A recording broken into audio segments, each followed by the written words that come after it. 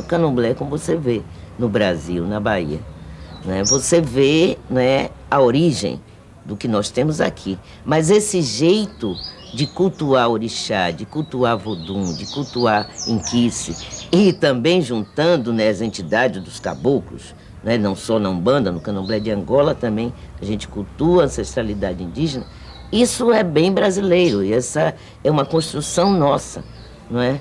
Agora, a gente buscou, né, dividir, né, entre nações exatamente para mostrar a predominância de determinada cultura africana que influenciou. Aí você vai ter, né, os candomblés de Angola, o Congo Angola, a predominância, né, das culturas bantus, congos, lunda, luba, chokwe, kioko, quincongos, quimbundos e tantos outros. Então você vê nos candomblés Congo Angola. Você vê a influência dos fons, né, que vieram do Daomé, do antigo Daomé, nos candomblés que nós chamamos jeje. E você vê a predominância, a influência iorubá, dos candomblé queto ou nagô, como queiram. Mas é uma recriação, uma reconstrução nossa. No fim do século XVIII, de cada 10 habitantes da cidade de Salvador, 6 eram negros. E desses 6, a metade, ou seja, 3, tinham vindo da atual Nigéria. Eram os iorubás, aqui chamados de nagôs. Apesar da religiosidade africana existir no nosso país desde a chegada do primeiro escravo, somente no século XIX que as religiões afro se organizaram de forma sistemática. Um marco desse movimento foi a abertura de terreiros, como a Casa Branca do Engenho Velho, o mais antigo da cidade de Salvador. O acontecimento realmente mais impressionante se dá a partir da década de 1830, que é quando o Império de Oió, que era o estado iorubá mais desenvolvido, mais poderoso, ele sofre um ataque muito forte dos fundamentalistas islâmicos pelo norte. A capital, Oió-Ilê, é devastada, há uma migração para o sul, eles fundam uma nova capital, reestruturam o império em um território mais perto do litoral.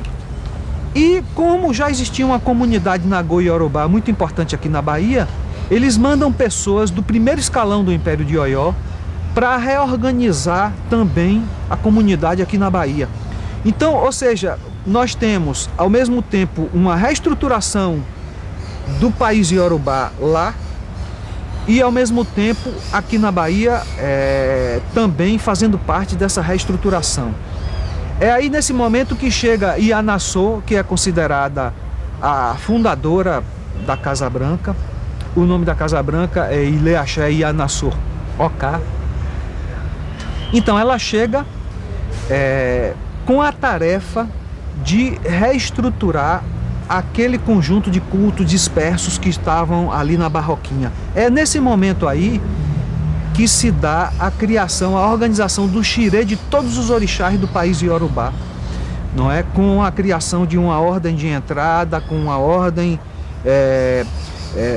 no círculo de dança sagrada e também a organização da sociedade civil aqui, com a distribuição de cargos. Isso tudo se dá na Barroquinha, ou seja, é o candomblé da Barroquinha que cria essa estrutura que nós conhecemos hoje como sendo a estrutura do grande candomblé da Bahia.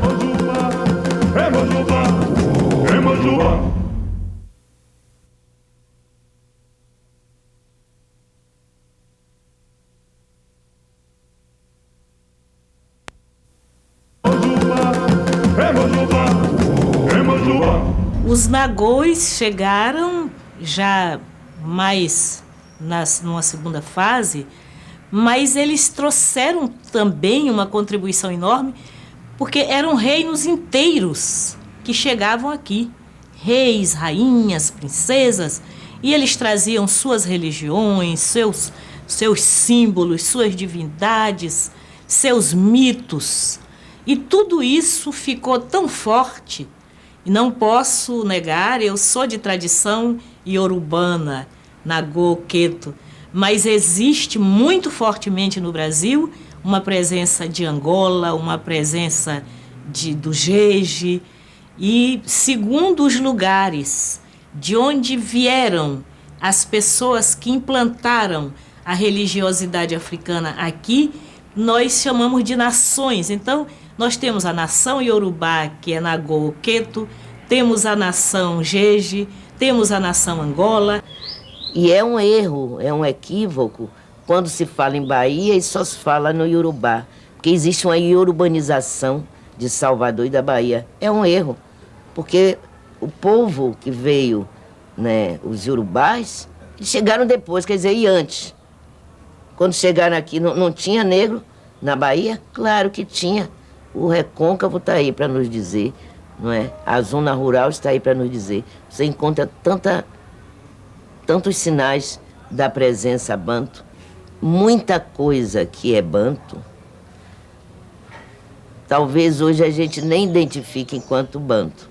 Já é brasileirismo, já está misturado. Porque o povo banto chegou desde o início, não é? Os portugueses nos colonizaram. Também eles chegaram primeiro lá na Foz do Congo.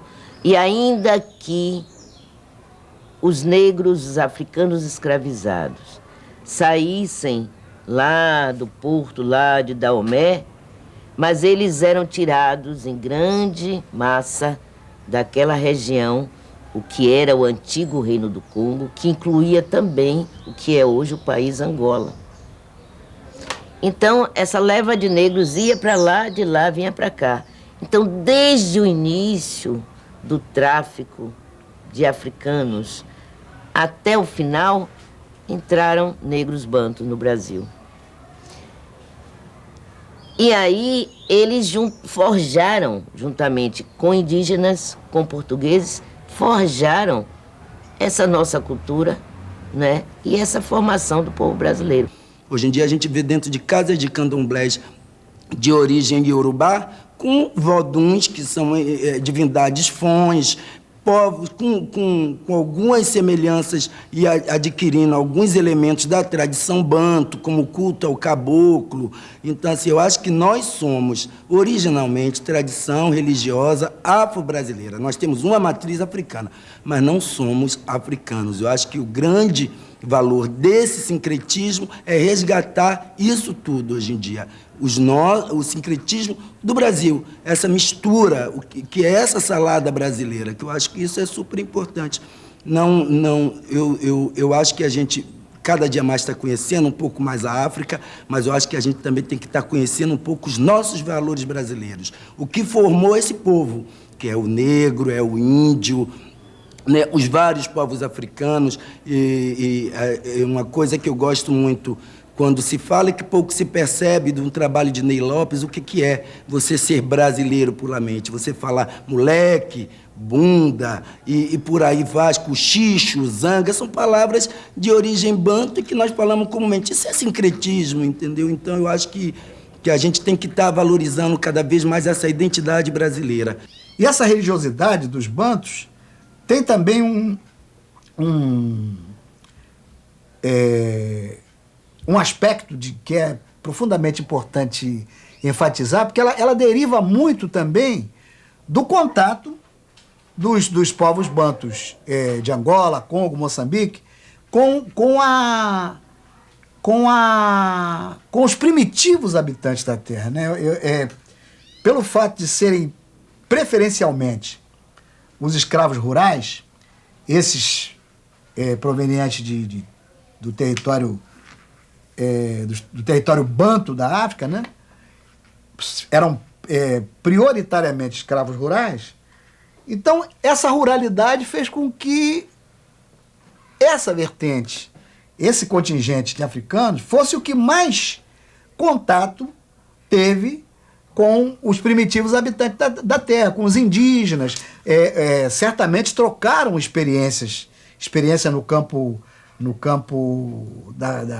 das plantas, no campo da medicina empírica, mas efetivamente importante, que é a medicina tradicional dos vegetais, etc. E até no campo religioso mesmo. Então, eu não me pejo em em afirmar que o segmento banto, dentre as matrizes que formaram a africanidade no Brasil, independente da importância dos outros segmentos, o segmento banto, a matriz banta, foi a matriz mais profundamente influente na africanidade no Brasil. A trajetória das religiões afro-brasileiras é uma lição de fé, dignidade e resistência. A filosofia banto nos ensina que nós somos como o sol. Todo ser humano nasce a cada dia, se expande como o sol, cai no horizonte para tornar a renascer. E a gente está no mundo para brilhar, para ser feliz. A gente não nasceu para ser infeliz, a gente nasceu para ser feliz. E cada um que pegue o seu raio de sol e brilhe o mais intensamente que possa brilhar, porque todo ser humano nasce com seu raio de sol. Não deixe perder nunca aquele raio de sol que lhe foi dado. Brilhe, brilhe intensamente e seja no mundo, sempre.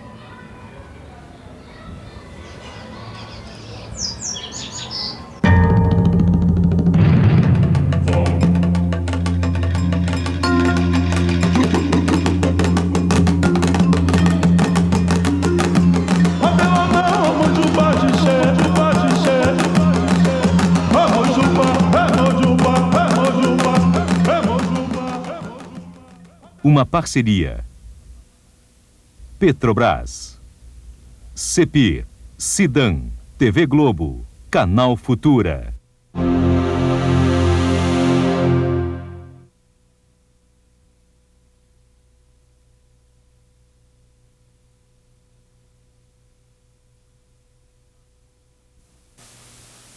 A Cor da Cultura. Uma parceria. Petrobras, CEPIR, Cidan, TV Globo, Canal Futura.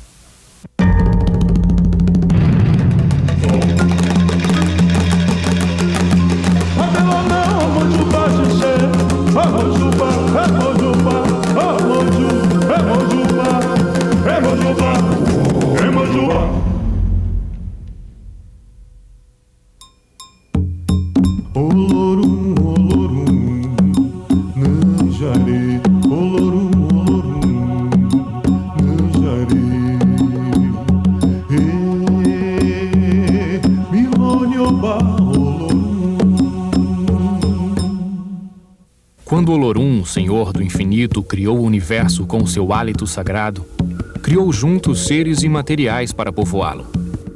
Esses seres, os orixás, foram dotados de grandes poderes. O domínio sobre o fogo, água, terra e ar, os animais e as plantas, o masculino e o feminino. No início, eram muitas as divindades locais e regionais africanas, tantas quantas são as cores da exuberante vida na África. Hoje, nas religiões afro-brasileiras, um pequeno grupo destas divindades permanece sendo adorado pelos homens, por representarem todos os elementos essenciais à natureza e à vida humana. Os povos africanos produziram diversos mitos sobre a criação do mundo, das forças espirituais e dos próprios homens. A necessidade de explicar o mundo em que vivemos é praticamente tão antiga quanto a própria humanidade. Todos os povos antigos renderam culto às poderosas forças da natureza. Chuvas, trovões, mar, ventos, cachoeiras. Quando eu me iniciei, as sextas-feiras era o dia de estudo. E o estudo era diferente. A minha avó de santo sentava e contava todas aquelas histórias antigas,